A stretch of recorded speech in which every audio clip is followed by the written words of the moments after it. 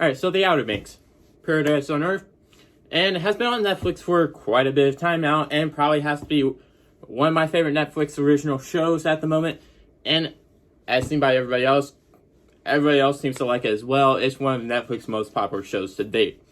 So, if you haven't watched it by now, first off, I'm just asking, what are you doing that you don't have time to, especially, during this whole pandemic and everything? Second off, just go watch it. It's a really good show. And it has to be, one of the better ones on Netflix, at least. And with time to spare, might as well go do something. And if you're going to waste your time doing something, might as well do it with this show, because it's actually one of the better ones Netflix has actually pulled off. So, let's talk about it. Main plot line begins when they're on this basically island off Carolinas. It's called the Outer Banks. And there's basically two sides of the island, rich side and the poor side. Our main character is, of course, from the poor side, and John B, as well as his two best buds, and JJ and Pope. JJ, of course, that dumb idiot one, and Pope's the smart one. And then they also, of course, have one person from the rich side, that being a girl that they're basically all over with, and that is Kiara, or Key, which they like to call her. Then we have the other characters, which are basically from the rich side of the island, which is Sarah, who's basically high school prom queen, pretty girl of the island. Then you have her, basically all of her family, her sister Wheezy, her brother Rafe, her dad Ward, and her stepmom Rose. And Sarah's also dating, of course, the prom king of the island, and Topper, who's basically best buds with Rafe and another dude named Kels. So, to run down things.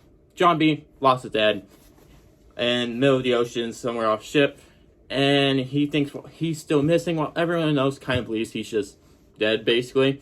So, anyways, he's kind of dealing with the child protection services at the same time, because father's gone, he has no one there to take care of him. He's kind of living his own little getaway island type thing. But luckily, when they're supposed to come, there's a big storm, so they can't really. But during this big storm, they decide to go out fishing, and they find a washed up boat. And sometimes later, they find a dead body in two different spots. Alright, so this washed up boat, they basically dive down to go see what's going on with it, and it's this rich guy boat. So they think it's someone rich who would probably own it.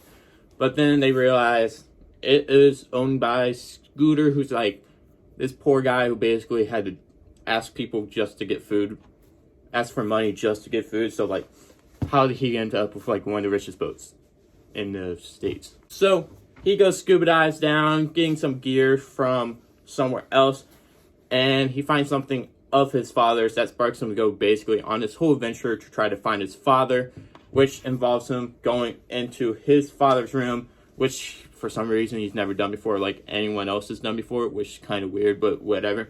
And he discovers his father was looking for a sunken ship from 200 years ago or something that had a bunch of money on it, and British gold, which is 400 million or whatever. And he then goes to complete his father's mission on a treasure hunt for this thing, which, of course, for the show, you gotta have some moments where they're about to get killed, about to get arrested, whatever, on an adventure, basically with his crew to go find it. Also, during this foster care situation that he's going on, you have the sheriff, Sheriff Peterkin, who tries to actually help him get by it, basically, so he can just live by himself. But, he just doesn't want to help her or something stupid like that. It doesn't make too much sense, especially since he's a 16-year-old kid, probably scared, but it's whatever.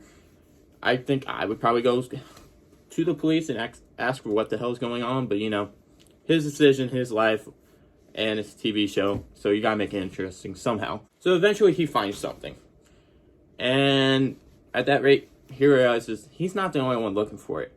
So he's trying to get the money, but someone else actually gets it before him by overhearing conversation, basically.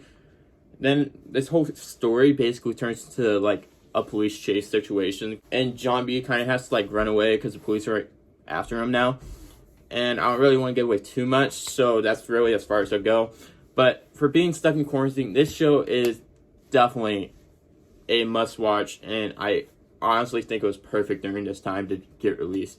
And I'm happy I actually found something on Netflix to watch again, because I'm not that big into Netflix. I really would have finished the show the day of that I started if it wasn't for work, of course.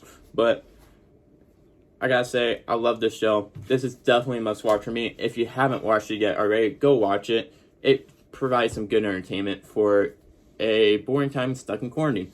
So, and it does provide some high action thrillers, mystery chase, death cause, whatever, all those cool things. So, and there's some pretty cool scenes that could go along with it. And even though some things are pretty easy to predict at times, because I predicted like some of the things that would eventually happen, it's a pretty good show still. So all in all, this show is just amazing. I just can't wait to see the season 2. I recommend you guys go and watch it. Alright, so I want to hear your guys' opinions about the show down below. Did you like it? Did you dislike it? What was your problems? Or what you like about it, basically?